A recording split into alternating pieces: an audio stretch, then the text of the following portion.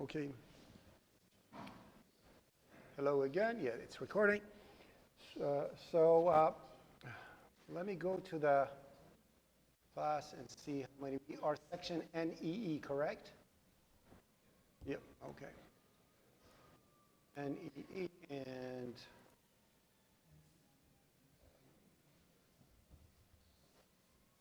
31 students, and we have 18 in class.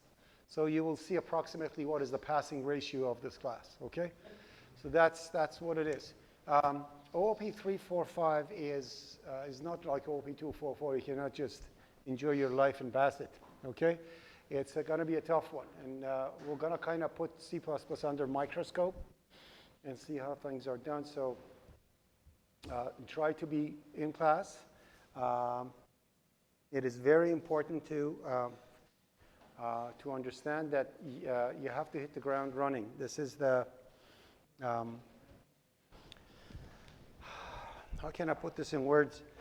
You cannot procrastinate on this one, okay? Being a week late, you can manage. 2 weeks late takes extreme hard work. 3 weeks late, drop the subject, okay? And I'm not joking. It's going to be that quick. At the beginning, we're going to have some boring parts to go through fundamentals and kind of get a grasp of what we are doing. And then when we start coding, then it's going to be tough times.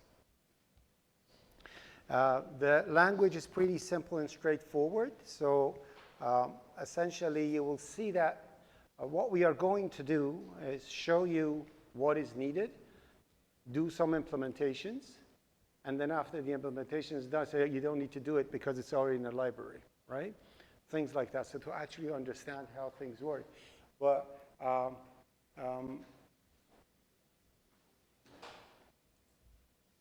yeah, I don't want to scare you guys. It's not a tough course. It's actually simple when you are on time. But if you just procrastinate, we'll be in trouble. Anyways, so the addendum is going to be up soon. We'll send it for approval. It's going to be up soon, and you will see exactly the details of the subject and what needs to be done. So what is the workshop that I want you to do? So I know it looks like a downgrade that you're going to go to OOP244. Well, please go to OOP244 workshops, and you will see over there's WS00, okay? And you go to WS00, it explains to you computer and GitHub account preparation for coding and collaboration. That's essentially what you're going to do. Install Git on your computer. If you have a Mac, just install Xcode. Git comes with it. Create a private repository on GitHub. You have to do that. Add your professor as a collaborator. Modify the git ignore so garbage doesn't go up and down in your computer, only the code does. Create SSH key so you can communicate with GitHub without user ID and password, and securely and nicely. If you are a Windows person, install Visual Studio PC or Xcode on your Mac. Or, yeah, you know. So all the things that I'm mentioning about Mac over here, Linux people do the same. It doesn't make any difference. It's potatoes. Then you need to learn how to clone your private repository on your computer, clone your private repository on Matrix. So we don't do FTP in this class, okay? What you do, you create a repository on GitHub, a private repository, private in double quotes, okay? Private repository on GitHub, and let me stand.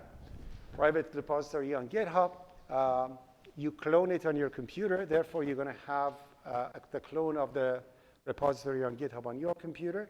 You do all your 345 coding and work in that, and you keep pushing it up to GitHub as you progress in your coding. Whenever you reach to a point that you want to submit something, you go on Matrix, you pull everything from GitHub to Matrix, and you submit. So there is no FTP involved anymore, okay? It's much more civilized. And a good thing is that if you have to make any change on Matrix, then updating the code is simple. You simply push it, and you're done. Because I don't want you to get involved too much in GitHub understanding, I actually ask you in this workshop to create a small shell script in your Linux, and if you have in Matrix, or if you have a Mac on your computer, to easily push and pull. It's all in there. It looks like a very lengthy thing, but I made it very simple by creating videos for every single thing. The videos are not rehearsed. My apologies if you hear that the audio is not good, and I make a mistake and I say, oops, I did it wrong. I go back to it. I just had a day to do all this, so it's something that I'm going to ask you to do. And believe me, later on you're going to appreciate it. So forget about all this submission and instruction policy stuff like that. That's for 244. It's not for you. So you go through all these things. If you are Apple, I'm going to say go to Apple instructions. Linux, go to Apple instructions. They're the same. So for those people who have an Apple computer or you have a Linux computer, anything that I talk about Matrix, it applies to your computer. If you have an Apple computer, the only thing you need to do is to check to see what is the shell you are working under. Is it a bash or it's a ZSH? It tells you how to find out. Usually when you open the terminal client on Mac at the top, it tells you if it's ZSH or bash.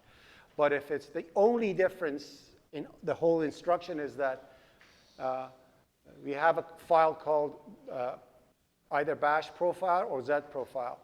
These files are things that you want to automate, so every time you open up your terminal, things happen for you, so you don't have to do it over and over. If you have a ZSH instead of .bash profile, you have to call your file .z profile. It is all mentioned in there. That's the only difference. And for Windows people, please go through all these things, because Windows doesn't come with a proper SSH client. Install PuTTY. Don't go with command line and doing SSH. That sucks. Git installation, install the Git. GitHub setup is for everyone. Updating your profile is for everyone. And creating a private repository is for everyone. Editing Git ignore is the most important thing. When you contact me or your next prof to help you, they're going to try to pull the changes from your repository. If you don't set your Git ignore to the proper values, you're going to, by mistake, upload executables and object files to Git. So when they are pulling, they have to sit over there for 10 minutes for it to download the binary that is not needed.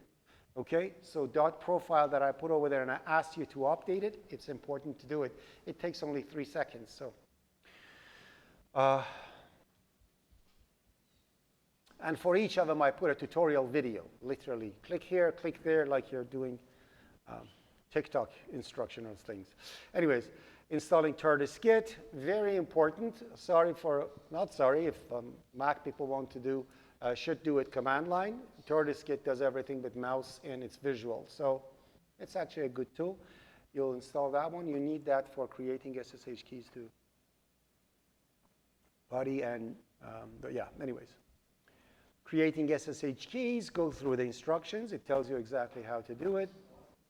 And this is the one that I'm asking. This is the only technical thing that I'm asking you to do over here. Add this to your .bash, create a file, call it push all, and make it an executable and put this bash thingy in it. So essentially what it does, it executes 3 Git commands back to back.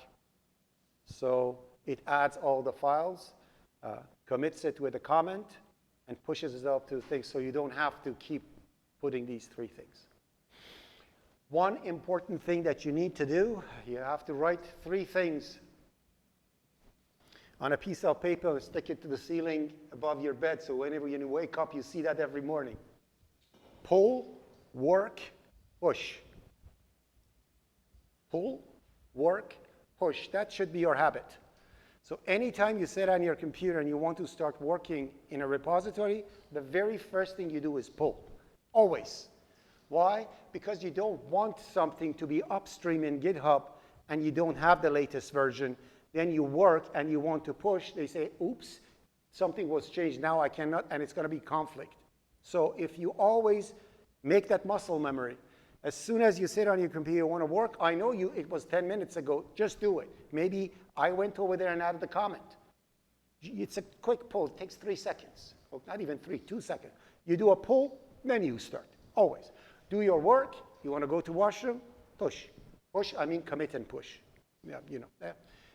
Keep doing that, always. And that's going to be your routine for the rest of your life. Okay, not only here, when you are developing something.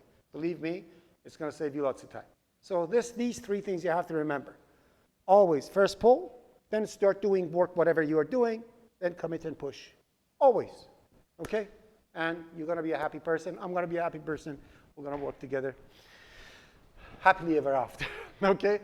Yeah, and then you follow these instructions. I put everything in, like, in detail, everything. I think all of you have Visual Studio on your PCs if you have a PC, right? If you have a PC, don't work with Visual Studio Code. It doesn't make sense, okay? Uninstall it and install Visual Studio 2022 Community, okay? Working with code on a PC just doesn't make sense, okay? Don't do it. All right, it's like you buy a car without an engine. It doesn't make sense, okay? All right, so don't do it. And then at the end, I'm saying create a console application for Workshop 0. You don't need to do this. All I want to see is an invitation coming from you telling me that you added me as your collaborator, and I have your data. So let me take. I think one person did that. So I put all of you over here. Yeah, one person over here and nobody over here. So one person from NEE did it. You know who you are. Do you mind if I bring yours up? So it was you? So I'm just going to bring it up so you can actually see what it looks like. When the invitation comes, then I will have access to your repository. There you go. I see you are this person with the student number, your email, and this is your subject. This is where you're going to work and live and breathe in, okay? So go through this, do this installation, and then you're done. And I can see your progress. I can help you, and we're going to go through everything. That's that. I'll send an announcement to everyone so you know. I did that last night, so I didn't have time to do it, to send an announcement, but I'm going to send you an announcement with details, tell you exactly what you're supposed to do. That's that. Let's create, first, let me bring up the repository. I don't know if I have it on this computer. So I'm going to go to GitHub.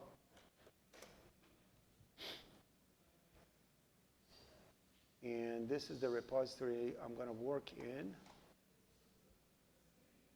So this is what I'm doing now for you to see. So I'm going to just SSH this.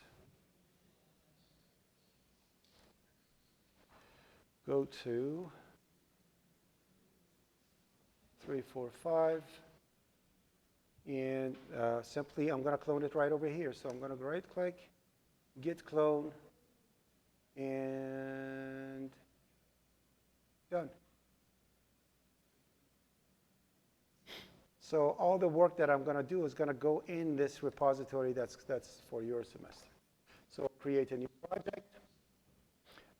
This is what you need to do when you are working with Visual Studio 2022. You cannot work the same way you were working with OOP345. With OOP345, you're working on C++ 11, if you kill yourself, 14 standards. What we are working here is 17 plus. So C++ 17 and C++ 20. So you cannot work the same way that you did before. So this is what you do. Always empty project. We are working on console. There's nothing graphic happening here. We are going to then go to the repository. This is the repository of your subject. For you, it's got to be OOP345 works. So you literally go to your own repository and you do your work over there. So I'm going to go on NEE. That's the folder I am in. And I'm going to create a project file. You do the exact same thing with your Xcode if you are on or your Mac computer. How to apply C++ 17 plus, do it yourself. I have no idea how to do it. Okay? Go ChatGPT. Say, how can I make my Xcode compile my code with C++ 17? It's going to tell you. Okay? So project, it's always like this. I started with something like A or numbers, so it can be sorted automatically. And today is May 7th. So you know the code that I have written for here. For this day, it's going to be in that. Then right-click, source files, add a new file or new item. I'll go to code. If this is the compressed one, if it's compact, don't do it. Go to show all templates so you see what you're adding. You're going to need to add different things. So code, C++, then in here I'm going to call it, started with prg.cpp. But the most important thing, right-click on the project, go on properties. You cannot click on solution. Solution is a set of projects. It's a collection of projects. You have to go on the solution, actually on the project, right-click on the project, go to properties, and then in here you see it says ISO C++, yada, yada, yada. Select on that one. I always go 20. Apply, OK. Now it's going to be C++ 20. How to do it on Matrix? When the workshop comes up, it will tell you exactly how to do it. You can literally create an alias. So I can actually show it to you.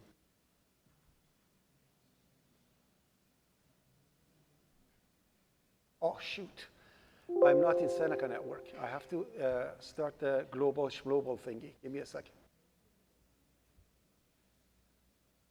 Sorry, the computer does not connect to the internet, so I have to do this. Pardon me? Matrix is down. No, I don't think. Matrix is not down. You have to connect to, you have to go, so, yeah. Last night I was, yeah, so probably that was the reason. So last night was VPN was down. I was preparing a workshop with my daughter's Mac. It's like a 10-year-old MacBook Pro that I had that I never used. I gave it to my daughter. And for some reason, I couldn't connect. So I couldn't demonstrate anything. I couldn't actually, so I used my old demonstrations that I did for IPC 144 like years ago. And I said, this is how I put those up. So that was the reason. Anyways, so as you see now, when I connect to this, I am entering my password, and as soon as it logs me in, see another password's coming in? That's the SSH key's passphrase. When you set it up, that's what it's going to do. So now I'm authenticated on GitHub. Any push and pull I do, it doesn't require authentication. When you set it up like that, it's going to work that way.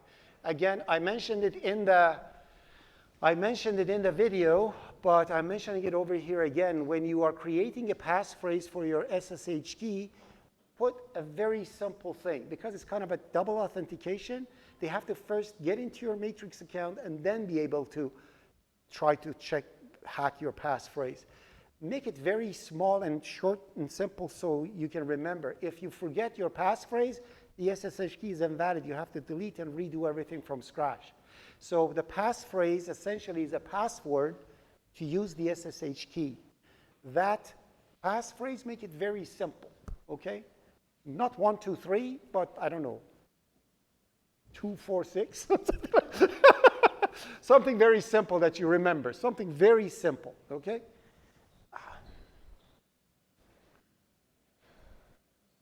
And you can, for your studies, you can even ignore the passphrase. Don't put any passphrase for it. And when you're graduated, just delete the SSH key and add another one that is secure. Who's going to try to hack your GitHub and steal the for loop that you have written over there?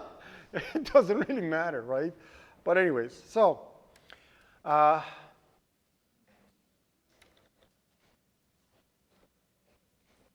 .bash profile.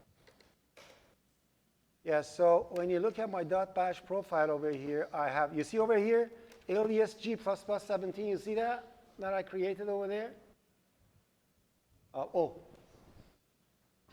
People complain when you see something is not,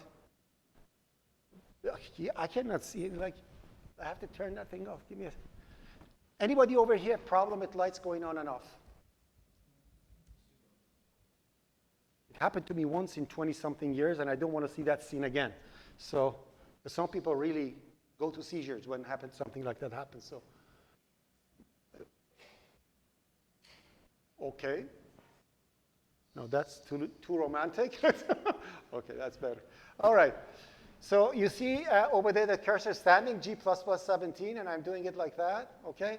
Now, the other one I put capital G++, and that one is doing the same thing, but with a dash G to add the debugging tags to the compiling sequence. I can actually put that. I'm going to copy that one and put it at the top of the file that I'm going to create. So you create that alias in your dot profile on your matrix account, and you're going to start compiling with G++ 17. So I'll put them and Valgrind too. It's very important. Valgrind. You know what?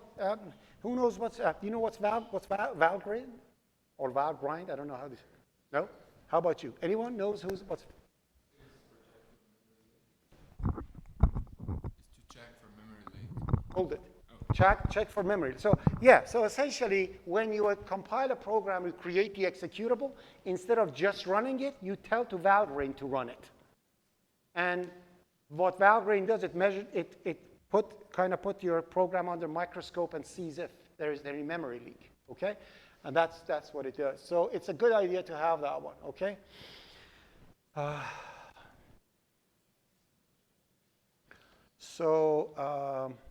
Let me copy these two. I'm going to actually copy the third one too.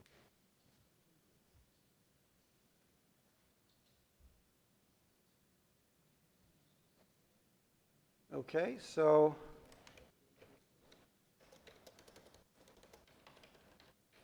.bash profiles aliases to set for C++ 17 and Valgrind.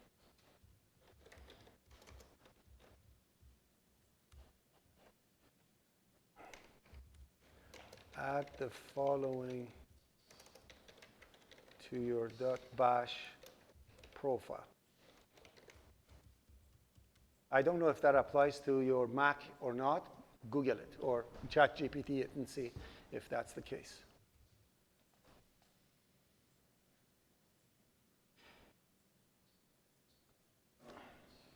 And that dash wall thing is extremely important. I don't know why didn't I put it for that one. That dash wall, it's extremely important. One thing I have to mention to you, and I remember these things, I keep pausing and I give you stupid advice. My apologies. Sometimes people think it's a sign of power or being a good programmer to have programs that have warnings and they run. Okay? My program has warnings, but it goes perfectly. It's very bad if your program has warnings. Warnings are potential errors that's going to happen 6 years after you created your program. It's always make sure that your program doesn't have any warnings unless you are 100% sure what you're doing. Okay? Sometimes you do something, you know 100% it's right, but to be safe, the compiler is giving you a warning. It rarely happens. If that's the case, please be careful and don't think it's a good thing to do so. So I'm just going to copy that thing and put it in here.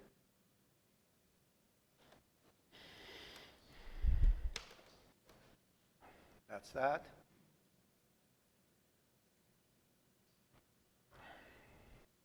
Okay, so let's start the program. As usual, I'm going to write over here include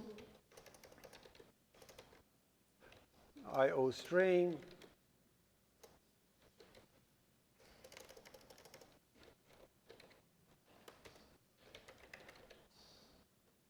std int main return 0.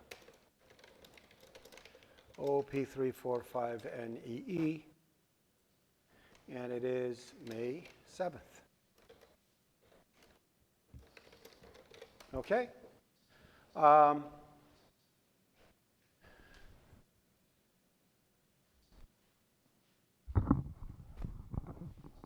Where does that return statement go to? Where that 0 is returned to? A function returns something, right? Yeah, Where does it return? I genuinely don't. Yes.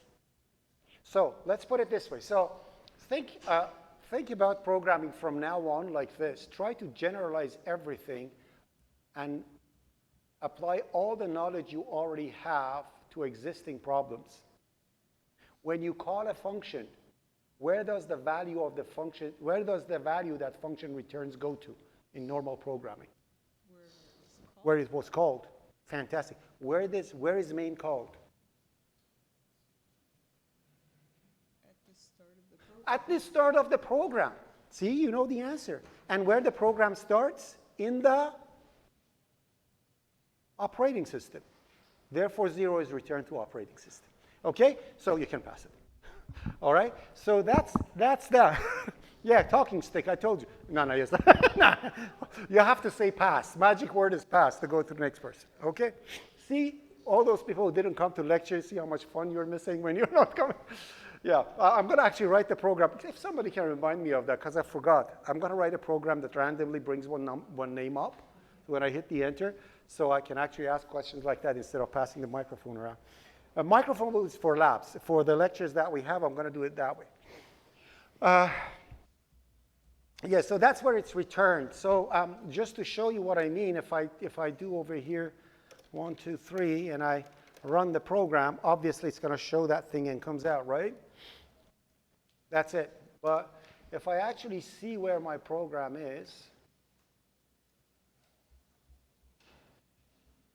so this is where my program is, and I'm going to go, what am I going to do? I'm going to say command. And in here, I'm going to say D, CD, and that's where I am over there. Oh, sorry, muscle memory. LS comes up. CD, I think x64 is the one, and debug is the one. And now I have that May 1, 2, 3. So if I run this May 17 thing, and I run this, it prints the same thing, right? But if I do over here echo error level, and I do like that, the value is 1, 2, 3. You see that? Are we okay? So why? Why programs return value to operating system? To tell to operating system what happens. What happened there? So you have a manual over there. You tell, like, if I return 2, if I return 0, that means nothing wrong happened, everything's good. If I return 1, file did not open. If I return, so you give a manual with your thing. So when somebody wants to write a shell script and use your program in the shell script, and based on the success of your program, do something else, they can actually do that. Okay? Okay.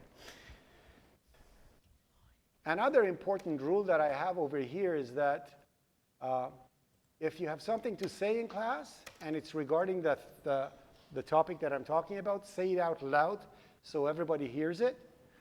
But if it's about something that is not about the class, please zip it. Do not talk, okay? Nobody talks unless you're talking to class or me. I am one of those people who have half a processor in his brain, not one processor, which means somebody goes, I cannot understand. I completely lose the track. So my apologies on that. But please, yeah. Is returned to the OS, whatever the OS is. And I think in Linux, I don't remember what it was, $ something. I don't remember what it was. Yeah. That's one of the bad side effects of ChatGPT. You don't memorize anything. You keep asking it. Okay? Oh, I wanted to, another thing that I was planning to say at the beginning of the semester is how to use AI. It is extremely important. Actually, it's a good thing that I remembered. how to use AI. It's stupid of me to tell you, don't use ChatGPT, don't use Copilot, because I know you will. So the best thing I can do is to tell you how to use it so it doesn't liquefy your brain, because it will. It's like watching TikTok. You see, like all the kids now, they go work like that. It's because 24/7 they are watching TikTok. Why? Because they get quick videos back to back that has no significant result or anything. That's exactly how they take you to some spy agency to interrogate you, and they want you to say everything. They open your eyelids and they show you 2 hours of 5-second videos, and by the end of it, your brain is completely numb. Okay, that's what TikTok does. And then after 50 videos, it shows you one product and you go buy it, okay? That's what happens with ChatGPT when you ask quick questions and answers. So it gives you quick answers. You get the answer for that, and like me that I forget right now, something like in Linux that I work with every day, like where does the thing is returned to? I have to go. It's my fault because I actually, okay. Now, how do we use AI, okay? This is how you use it.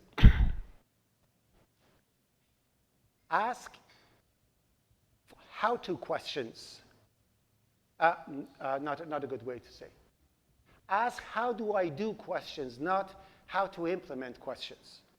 Okay? And specifically tell to ChatGPT not to give you the code and tell you how to fix it. Okay? It doesn't matter if your code doesn't work and you give it to ChatGPT. Don't, and specifically mention, do not give me the solution, tell me what is wrong, and help me fix it. You do this, I guarantee you're going to be awesome in your whatever you're studying. As soon as you ask for the answer, you're doomed. Because you will not simply, it's not going to get submitted to your logic, like in your brain. You're not going to get the logic. You have to communicate with it as if it's your tutor. And if you do that, it's amazing. And you will see how much mistakes it makes. I use ChatGPT all the time.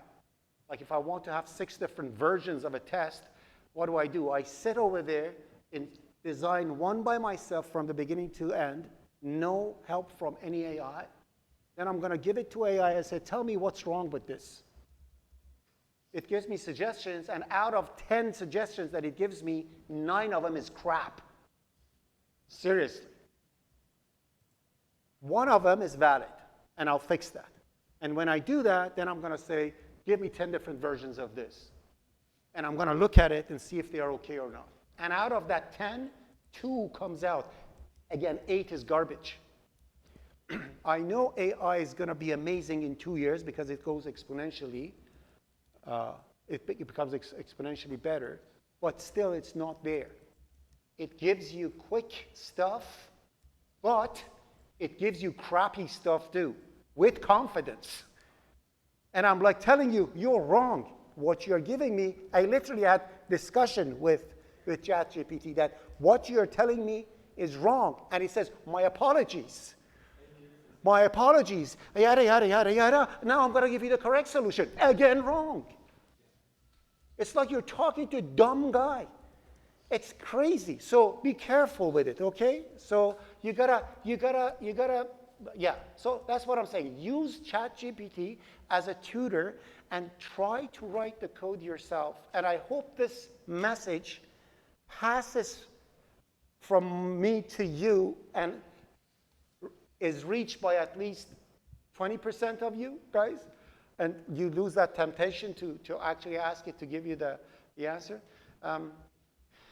Yeah, so that's how you do it. And it's going to help you a lot. So again, and I forgot to actually mention that to OOP345. I'm going to have to go over there and mention it too. So yeah, so that's how you do it. Anyways, so let's continue with this. I'm just going to go through. So what I will do, I open up the table of contents. by no means I tell you what's in there.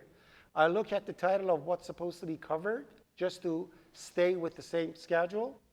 And I mention my experience out of what this one is saying. This note is written by a dear friend of mine, and different perspectives of the same, different abstractions of the same topic is important to be heard. So if I tell you something about it, don't think if you understand what I'm saying, you are not supposed to study it. What I want you to do is to listen to what I'm saying, read this, and the next day come tell me, Fardad, you are wrong. What you told me at that topic is wrong. This is the correct thing. And I be your servant for the rest of my life if you do that. Okay? Find out what am I telling you wrong, and come in the class and correct me. Okay? That's how we learn. All right? Okay.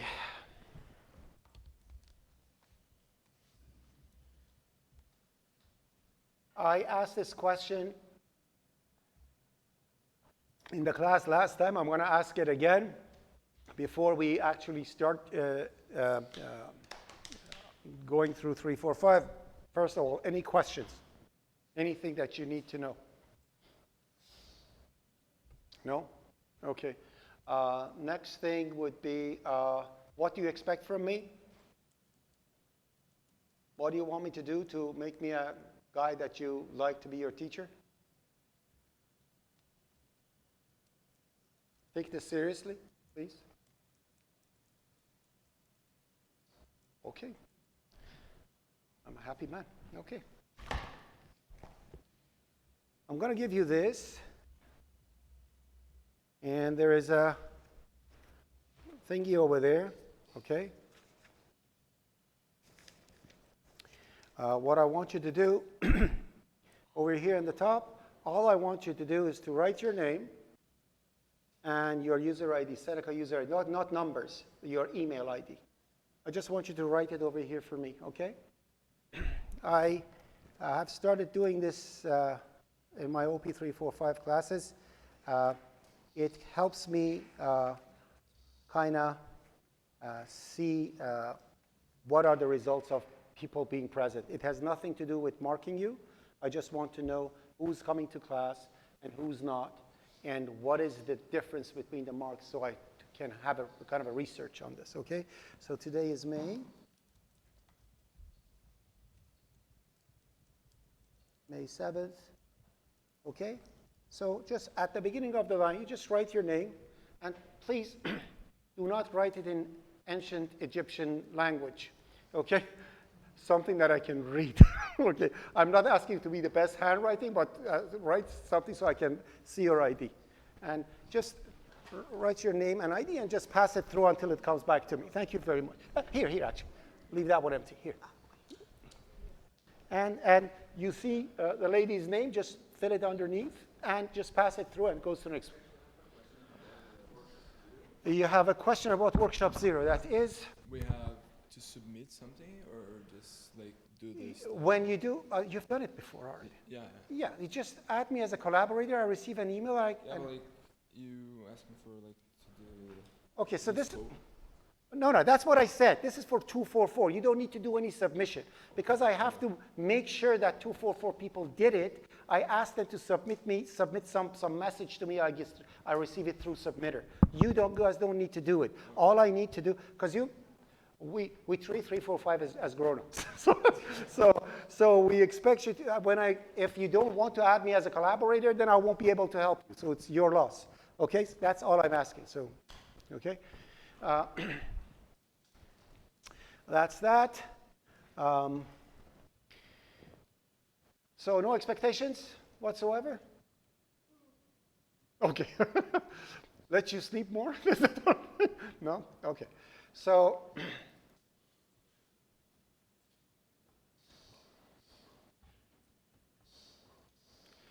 we last time we kind of went through the major aspects of object orientation. We kind of understood, tried to kind of review OOP244 a little bit, talking about what object orientation is. We talked about polymorphism. We talked about inheritance. We talked about, what is the next one?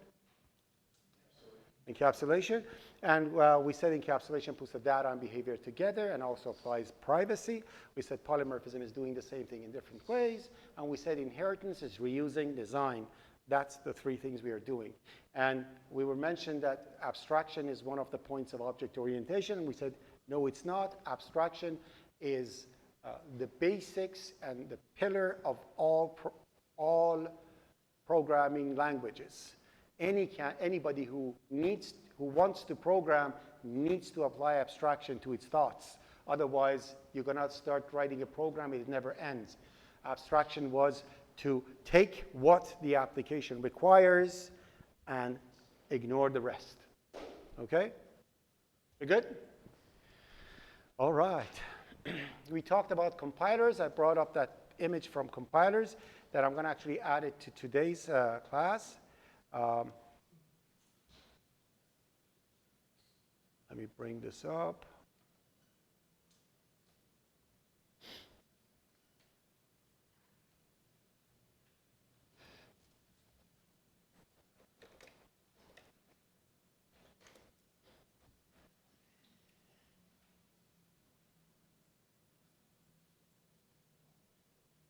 Sorry, give me a second, please.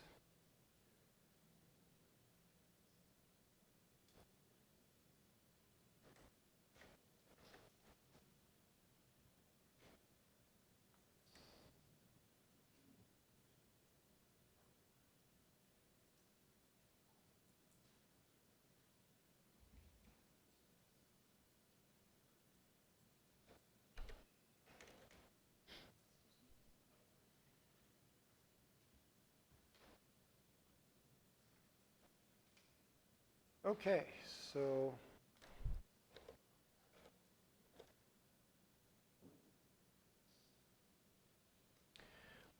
we talked about compilers and how they work, and we said when we are dealing with a compiler, we said compiler works as a modular thing by itself. The number of files that you have +1 is the number of applications that are running while the compiler is compiling your code. If you have 4 modules, then 4 times the compiler is going to call, and 5th time the linker is going to get called to make sure all the promises you made in your modules are kept in other modules, and that is that. Any questions about compilers and how they work? So we said we have runtime and we have compile time. So what is the difference between the two? Who has the microphone? Oh, no, you already talked. So do you remember what's the difference between runtime and compile time? Pass? Pass? You have to do the action of passing too. Wow, you guys are very organized. Actually, 1, 2, 3, 4, 5. This class, we have an organized class. And then you go to the next page after that, right? Okay, yeah, left to right. Yeah, okay. If you go to the previous one, you see last semester notes that you don't want to see.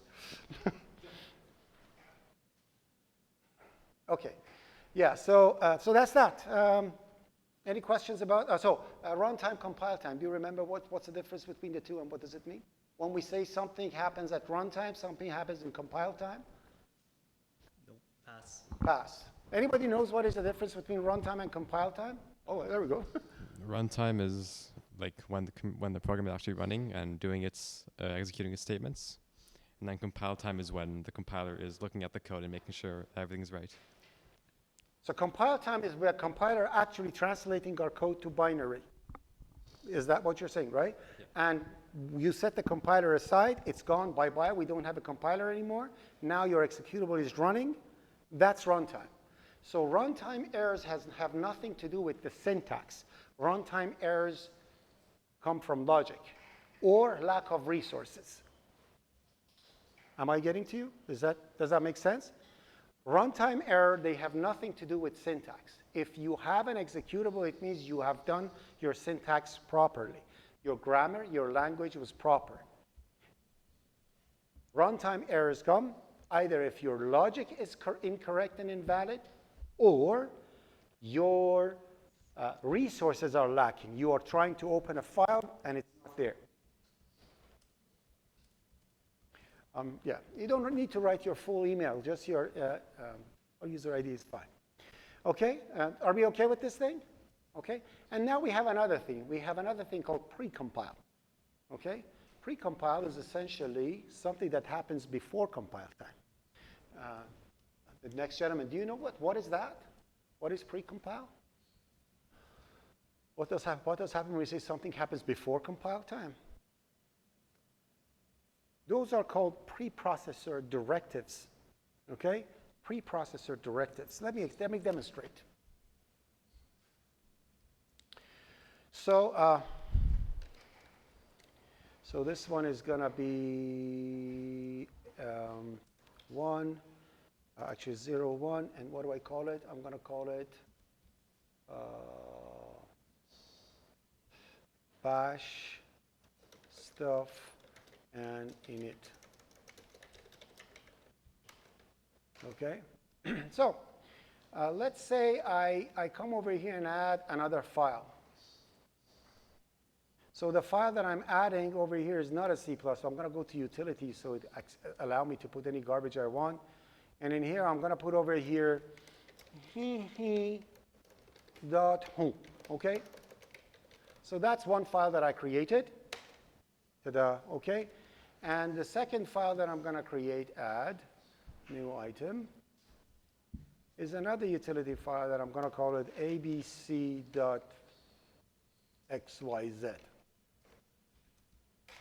Okay? Now I'm going to go in he.who thingy that I write over there. I'm going to write include IO stream, and I'm going to say using namespace std, and in here I'm going to say int main, and that's it. I stop. That's he.who. Okay? Then I'm going to go to abc.z, yada, yada, yada, what I have in here. I'm going to say cout, what the heck. And I'm going to say return 0, and I'm going to close this. So when you look at these two, together, they make a complete program, right? We're good? But just by themselves, they're garbage. They are not even C++ programs, right? We good with this? Now this is what I'm going to do.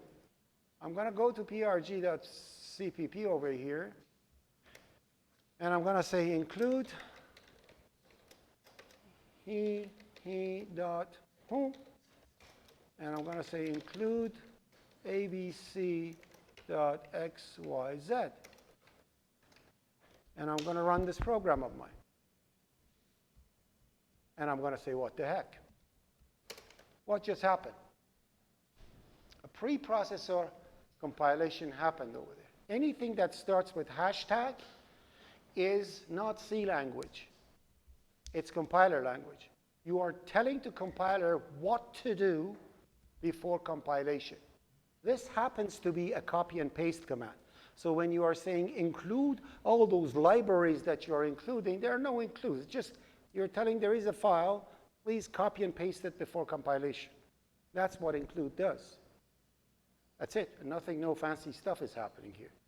So when I actually say include over here, it goes and tries to find that file. It's there. It copies the content, pastes it over here, then the next one, pastes it over here. But when you look at that part, so after these two are compiled, the first one has another hashtag. It's another include, right? Then it sees there is still a hashtag. Then it does that. It means it copies IO stream and pastes it. Then looks, any hashtag left? Yes. It keeps doing that until all the hashtags are resolved. That's when the compiler actually starts compiling. All these things happen before compilation. And that's where the safeguards are coming from OOP345NEE. We said add safeguards to the compiler to your header files. Why? Because it tells the compiler if this thing is already compiled, don't compile it anymore. So essentially, before compilation, it takes care of all those things. So now we have 3 stages. Pre-compilation, anything that starts with hashtag. Compilation, where all the hashtags are resolved, and now it starts compiling. And then runtime, when everything is finished and done. Do we understand this? Okay, so when the time comes, and I'm going to tell you this statement is evaluated at compile time, and this statement is evaluated at runtime, what does it mean? It means this statement, when compiler is working, it's going to do whatever the statement's supposed to do. And when it's done at runtime, that doesn't exist anymore. But when I say this statement starts at runtime, it means, very simple example for it, statically allocated memory, they happen at compile time. What is statically allocated memory? Integer A5. You create an array of 5 integers. That's statically allocated memory. So at compile time, the array is created and added to your executable. But when you say integer pointer PTR, and then PTR is equal to new A5, that's a runtime statement, which means that new thingy happens when the program is running. It has nothing to do with compilation. Do we understand what is the difference between runtime and compile time? RBOK 1, RBOK 2. So runtime, compile time is covered. Yes, okay. All right, so I'm going to save this just for you to remember 02 preprocessor directives. And in here I'm going to say hashtags. So you know what I'm talking about, right? And by the way, it didn't even need to, just letting you know, remove. They don't even need to. I'm going to remove it from the project. The files don't even need to be in the project. So if I still compile it, it runs perfectly. So existence of the files over there, as long as the file exists on a hard drive and is accessible to be included, you're fine. So all those header files that you put up there, they're nothing. All right? Are we good? All right. Next, let's actually open this 01. I'm going to take this, borrow this from there, and bring it over here. All right.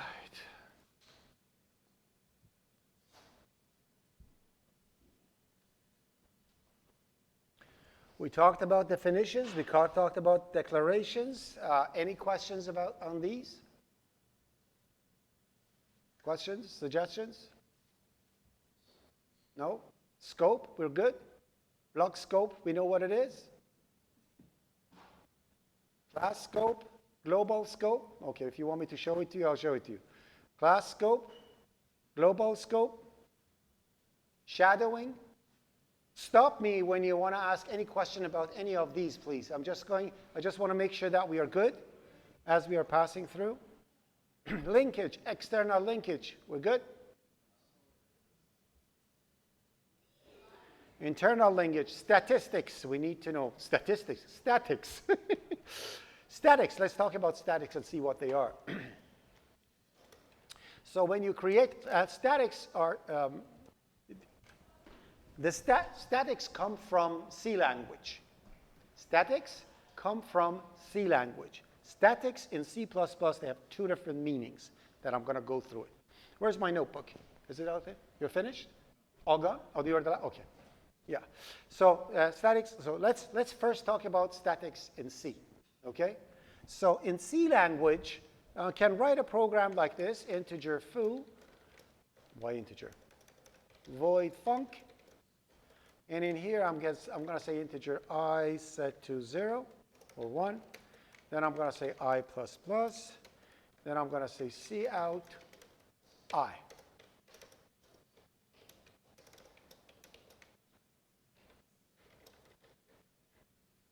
Okay? Now in here, I'm going to write for integer I set to 0, I less than 10, and j set to 0, j less than 10 and j++. And func. Are we okay with this? Right? So when I run this program, by the way, what is the output of the following program? That's for your, by the way, these are like how my walkthroughs are. I'll give you a walkthrough like this, and what is the output of the following program? And I'm going to make that loop happening like 3 times. I want to see what you're going to print. So let's do it like this. I'm going to say over here 3. That's your quiz. What is the output of the following program? And did you answer already? No, not yet. You did? No? So it's your turn. It's going to be I: on 3 different lines. Okay. Thank you. Perfect. Now, I love that. Thank you. Now tell me what it is.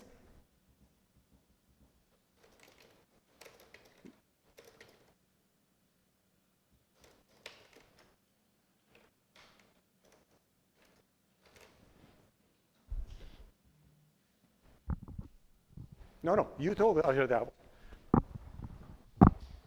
Holy, is that your? Yeah. Holy, that's bigger than your notebook. Okay. There was a huge adapter for the notebook. Anyways, go ahead. Sorry. You can just say pass if you think it's walk through it easy. Oh, do you know how to walk through? Can you tell me, like, when you walk through, what do you do? When you walk through an application? Table stuff. No, it's a very easy, simple. Let me do, sure. The table things are good, okay? Okay, thank you. How do you walk through? How many people are in class? How do you walk through? You walk through, wow, 21, okay.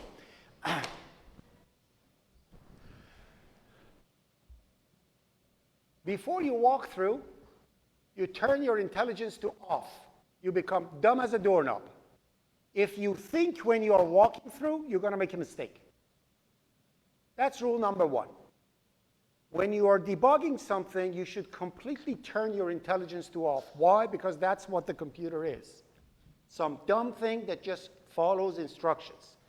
If you don't do that, then because you wrote the program, and you expected the program to work in certain ways, you're going to keep jumping over your mistake over and over. So dumb as a doorknob. So what do we do? First of all, are you familiar with this? Everybody is familiar with that func thingy being there, or that's too tricky? We know that we can have several things in a for loop has a beginning, middle, end.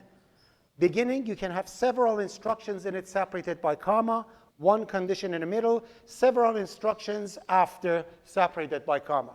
So essentially, this, what I have written now,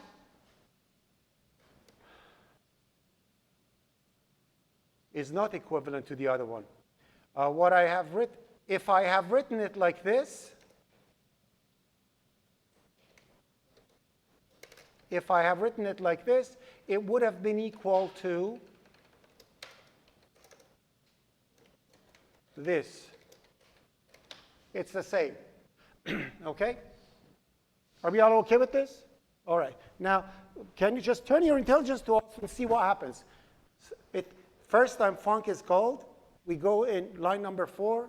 I becomes 1, then 2, then what's printed? 2. 2. So 2 is printed down. I come down, the second loop is happening, right? 2. It goes up. I becomes 1. then 2. So second 2 is happening. Now we know all of it. So 3 2s are going to happen, and we're done. Are we okay with this? Everybody's okay with this? Fantastic. So that's what we call a block scope. A block scope is a scope in which we have a variable. The variable comes to being at the beginning and dies at the end. And every single time the function is called, it gets recreated. Are we all okay with that? Are we all okay with that? Okay. So, and let me run it actually. So when I do this, this is going to happen. Oh. Actually, in a walkthrough, I do it all. In a test walkthrough, it's like this, always. Okay? Why? Because you have only one small play. So my walkthrough happens in quizzes happen like fill in the blank. So I give you the walkthrough, then I put a blank thing, and I print 3 things. That's it. And I give you 10 walkthroughs instead of one big walkthrough. Okay? Each one is covering certain topic. So now, and in here now I'm going to say, so essentially now I have 3 twos happening. We good? Okay. This is the difference between static and non-static variables. If I put static over here, static says when it comes to being, it's going to stay alive until your program is running. Now let's walk through. So the first time I'm coming in, it comes in, goes to function, static int I1. So line number 4 happens only once, not twice. And when it happened, it never happens again. So line number 4 happens, an integer is created, and the value is 1. Then it becomes 2, then it's printed. Comes out. The second time the loop is happening, the function is called, right? Now line number 4 doesn't happen. And I contains the last value it had before going out, but it's not, because it's not going to die anymore. It stays alive. Now it has 2 in it. Then it becomes 3. Then it becomes 4. But that I is not accessible everywhere. That's why I always say static variables are global variables with a limited scope. If I had that integer outside of function, nobody would question me and everybody would be happy. If I just put integer I equals 0, equals 1 at between line 2 and 3 with no static, everybody would do the exact same thing, right? Because I becomes 1. And the only difference is that if I put the I outside, then in main, I has a meaning. But when you say static, it remains alive. It's not going to die. Is that a question? Yes, go ahead. So you said when it goes into the function again, it will skip the static declaration. Yeah, it happens only once. What if you attempt to static declare I somewhere else as well? They have different scopes. It doesn't matter. Each one is, again, the scope, the visibility scope is their block. So even if you shadow it inside a block of an if statement or a loop, it's visible there, but stays alive there. And that becomes its visibility scope. Beautiful question. We good? All right. This has nothing to do with C++. This is C, actually. Okay? It has nothing to do with C++. So now, if I run this program, beautiful program of mine, 3 years later, you'll see 2, 3, 4 is happening. We good? You okay? All right. So that's a static. So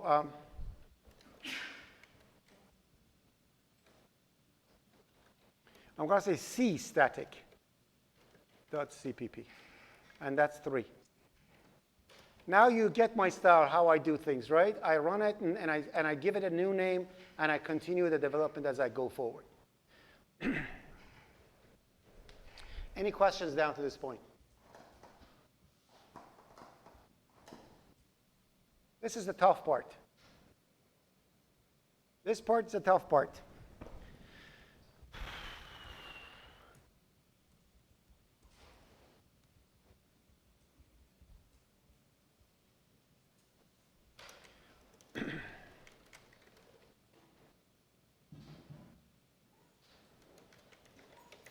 I always create a class called container for some reason. I don't know. Okay, because it contains something, right? So I have over here integer data.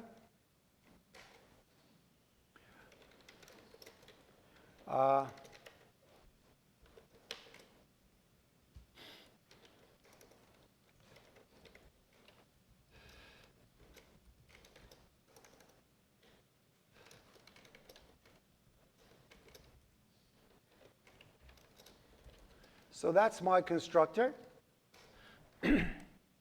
What did I do over here? Can I have the microphone, please?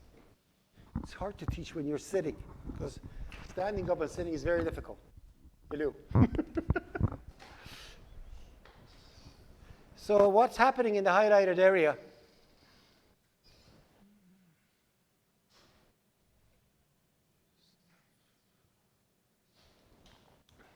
Answer or pass?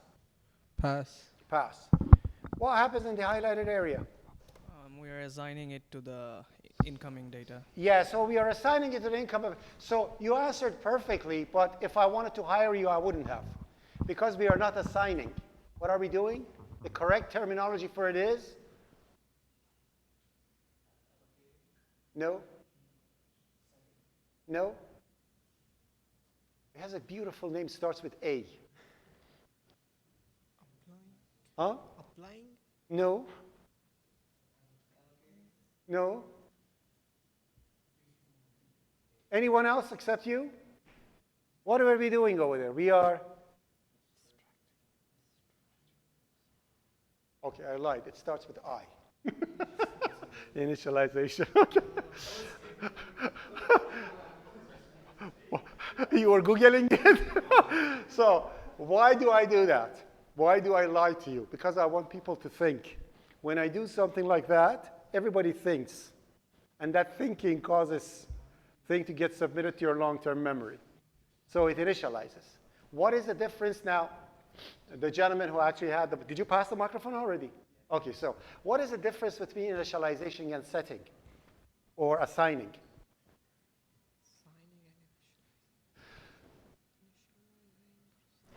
Quick. You should try, if you know it, you do. Otherwise, pass. Do you know what's the difference? Pass. Between initializing and setting? Pass. Pass. Anyone?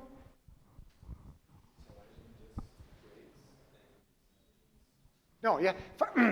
When you're talking to me, use your opera voice. La, la, la. Don't go, nobody can hear you. You have to be loud, okay? So.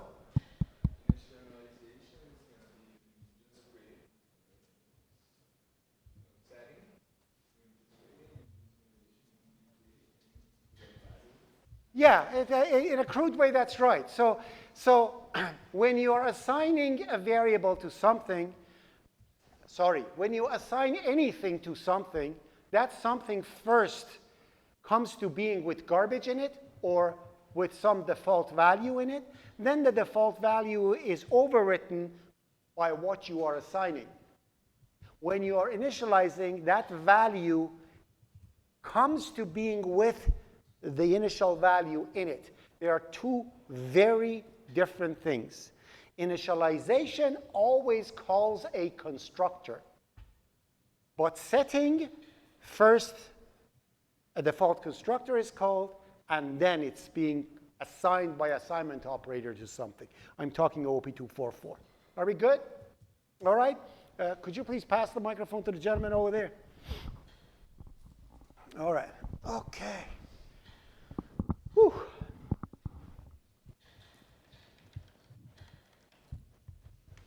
So,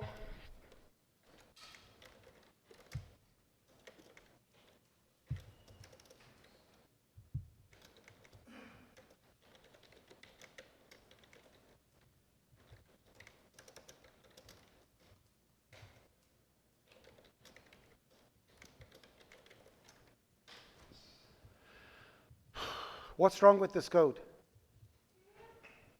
You need to return OSTR. Pardon me? You need to return OSTR. Thank you. Actually, that wasn't the mistake I thought that I made, but good. Pass it to the next person. Now what's wrong with this code? Huh? No, it's not like this.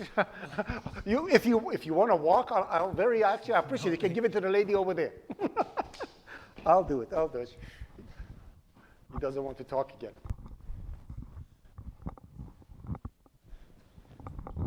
A lady. And I forgot to apologize for something. I suck at remembering names. I remember faces the rest of my life. Like when I see this gentleman, I know him, but I don't know what's his name. I can never, ever remember for some reason. I was in university 3 years with the guy with the, 3 years I was spelling his name wrong. For some reason, it doesn't go to my brain. I apologize. And when I learn it, I'm going to murder it. So my apologies again, because I don't pronounce it properly. So that's why I always say "milady," the gentleman, and like that. So what do you think is wrong with this code, if there is anything wrong with it?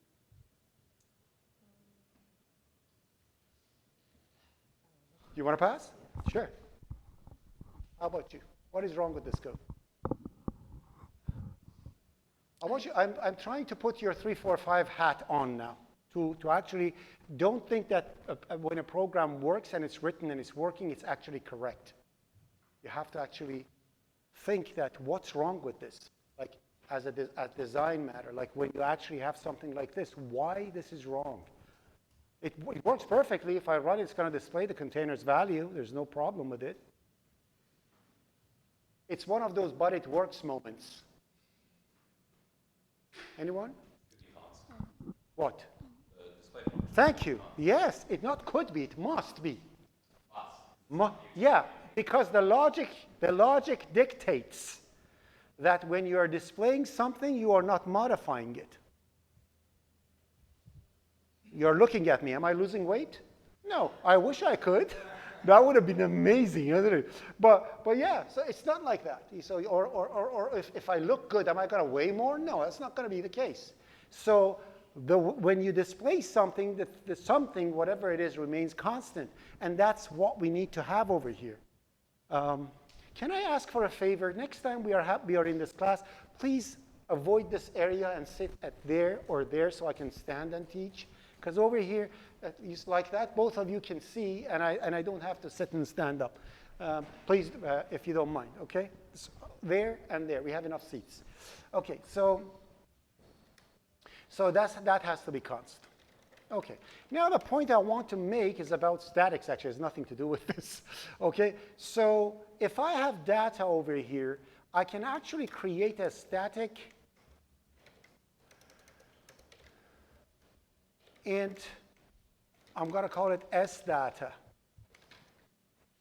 The problem is when you make a class with an attribute that is static, then you cannot apply the same thing to static as you have done before. Because now I'm saying there is static when it comes to being. It's going to happen only once, correct? And it's going to stay alive. Then who's going to initialize it? Think about it for a second. Constructor is supposed to initialize the value of a static thing, right? How can I initialize it? If I initialize it, which one is going to initialize it? That doesn't make sense. Because of that, they call, actually in some languages, they call static member functions shared attributes, which means they are shared between instances of the container in this case. If I have 5 containers, 5 mdatas are going to exist, but 1 msdata. And if one of the containers set that thing to something, the other container can pick it up. So it could be kind of a gateway to send messages between instances of the same object. So if I wanted to count to see how many instances of an object is created, the static was the way to go. There is one problem. The problem is that you cannot initialize a static variable using the class itself. You have to actually bring it out. So you have to out here say int container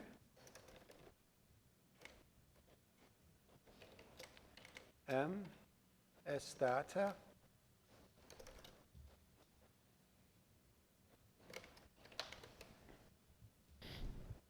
It is a thing that stands by its own, and you can only initialize it like that once. You cannot access it again.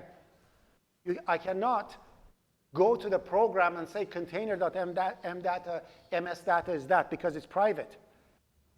I can't do it, but I can only initialize it once.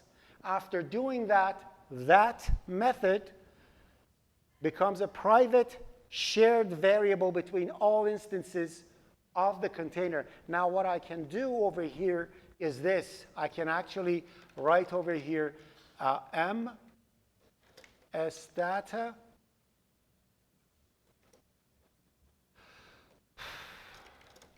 something like that, and I can add one to it. So anytime, actually let's add one before.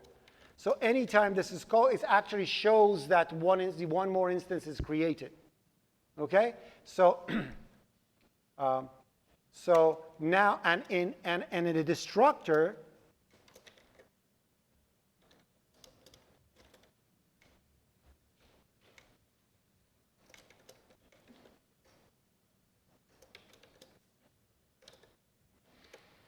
I can reduce it by 1.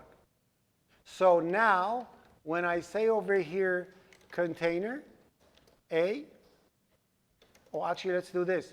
Container A is equal to new container.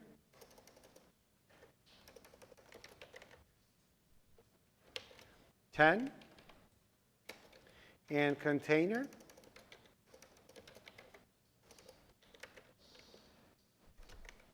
B is new container 20, okay? Now if I say A, display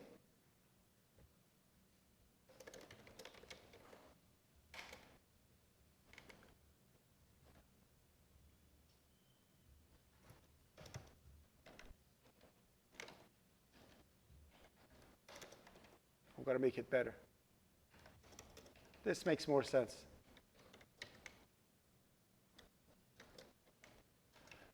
So in the constructor, I add 1 to it. In the destructor, I reduce by 1. So I can do this.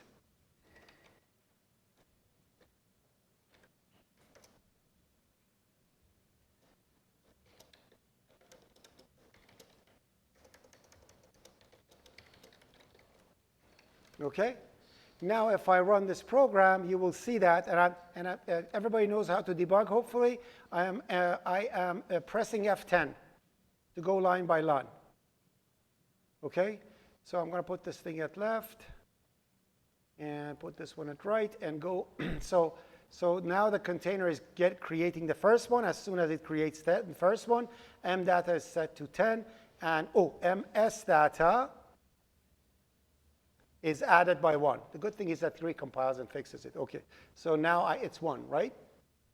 Now it comes over here, and when I display it, it says 110.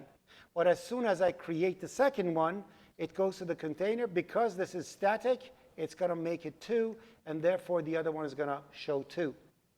Now, if I delete the first one,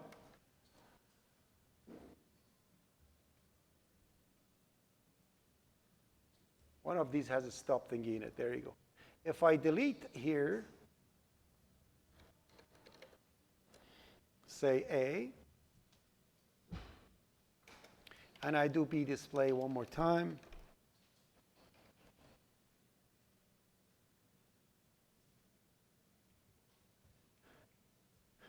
that's 1, that's 2, but as soon as I delete it, it goes back to 1.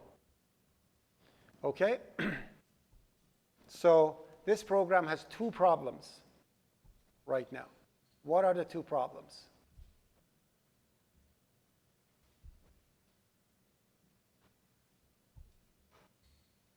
This program has 2 problems. Where's the microphone?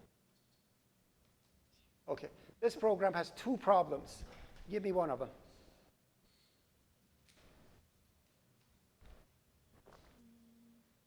What's the time?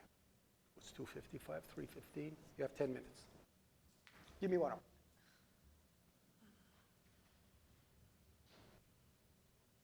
Yeah, I think I'm passing it. Pass. That's fine. No, you're not supposed to. Don't be embarrassed by not knowing. The effect that I asked this question, again, I'm going to point to it. And when I write that program, it's going to be better than microphone, because when I do the program, nobody knows who's the next person who's going to answer. So that's a better one. But what I'm saying is that when I ask the question, everybody thinks about it. And that's a good thing. Okay? So what is wrong with the 2 problems with this? B needs to be deleted. Yes, so memory leak is one of them. I didn't delete the B, right? So it's memory leak. A lady? Pass? Gentleman over here?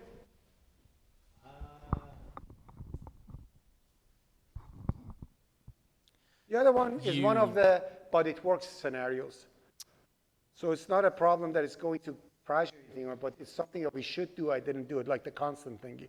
Yeah, you didn't reset the variables in the deletion? No, because it's destructor? dying. Who cares? Yeah, I have a disposable cup. I don't wash it when I throw it away. What do you think? You don't know his name? Okay.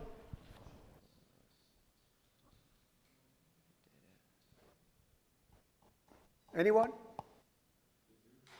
Yeah. Constructor must be virtual. A destructor must always be virtual. You should never leave, even if you don't plan to do anything, you must always make the destructor virtual. Why? Why? In theory, so that if something were to inherit from the class, then when you call the destructor, Exactly. So we're not going to have memory leak. from the polymorphic, Yeah, yeah, whatever, yeah. it'll do it properly. Yeah, exactly.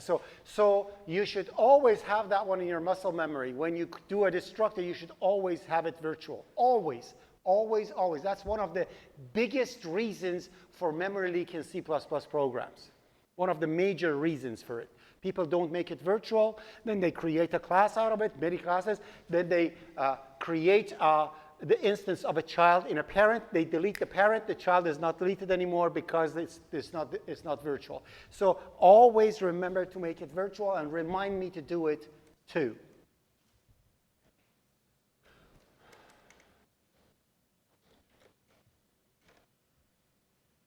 Okay? Are we good? All right. Now, you can make a method static too. I can actually have over here static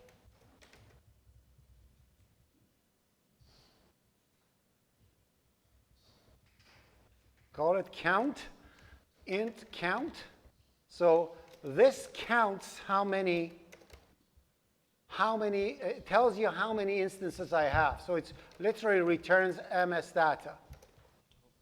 Okay? You see that?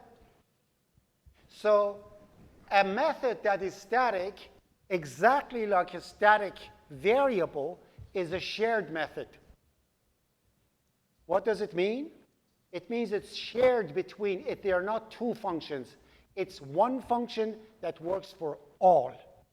So what is the difference between display and count? When I have 5 containers, I have 5 displays. But when I have 5 containers, I only have one function that is called count. And they all will call the same function. Why do we do that? We'll learn later. But what is the side effect of that? The side effect is that from a static method, you can never access a non-static method or a non-static variable. Because think about it, when you have one function and there are 5 mdatas, how does it know which one you want to access? It's a one-to-many relationship. Many-to-one relationship is always possible. Always think of it that way. 5 people can point to one person easily.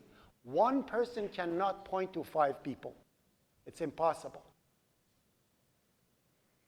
Like this.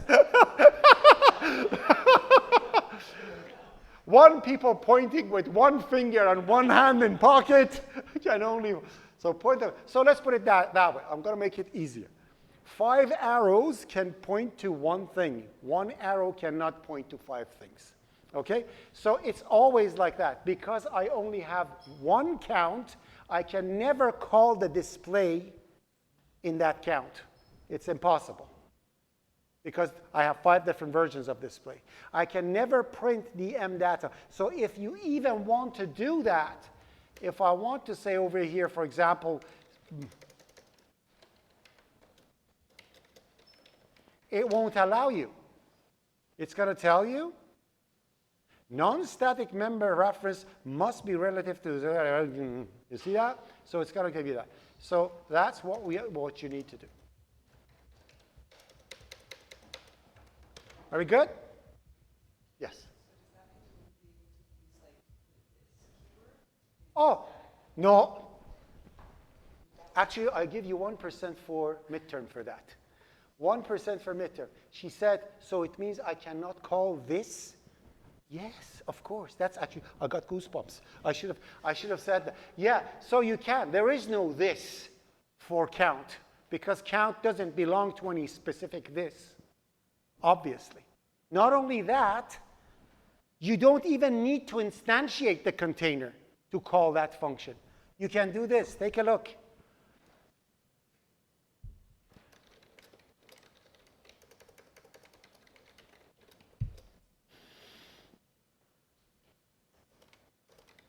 If I type container properly, container, I get better as the semester goes on. But the semester changes, I said, you know, my skills go bad. But as I continue, it's going to be better. So as you see, I can actually do this. That's why another name for these type of static things are class variables and class functions. When they say this is a class function, it means it's a static function. When they say it's a class variable, it means it's a static variable. You good? It's being recorded. It's going to be on the internet. If you take a picture, call me so I can come do like this, so I can, you know, be part of the memory. Are we good? Are we okay? 1? Are we okay? 2? So that's for today. Okay? So please go through all the 3 things that we have. I didn't cover it. Like I didn't even go halfway through it. Okay? Please go through the first 3 things and come with questions. Don't worry, we're going to accelerate. So what I was asking, let me just save it and commit it right. So guys, this is what's going to happen. Right now, I'm going to come over here. And I'm going to right click and I'm going to say commit, and I'm going to select all, and I'm going to say May 7 NEE. Commit and push. It's going to be in the notes. You're going to have it over there, and done. Got it? So everything that I have written will be on internet.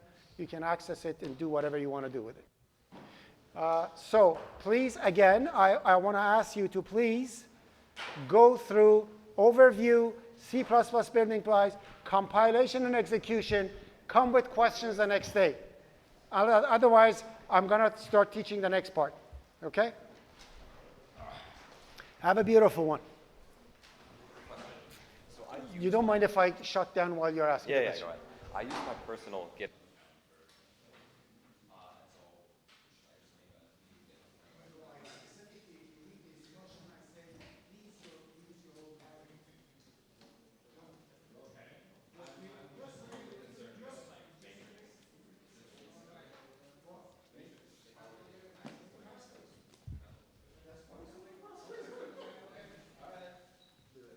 That makes sense, right?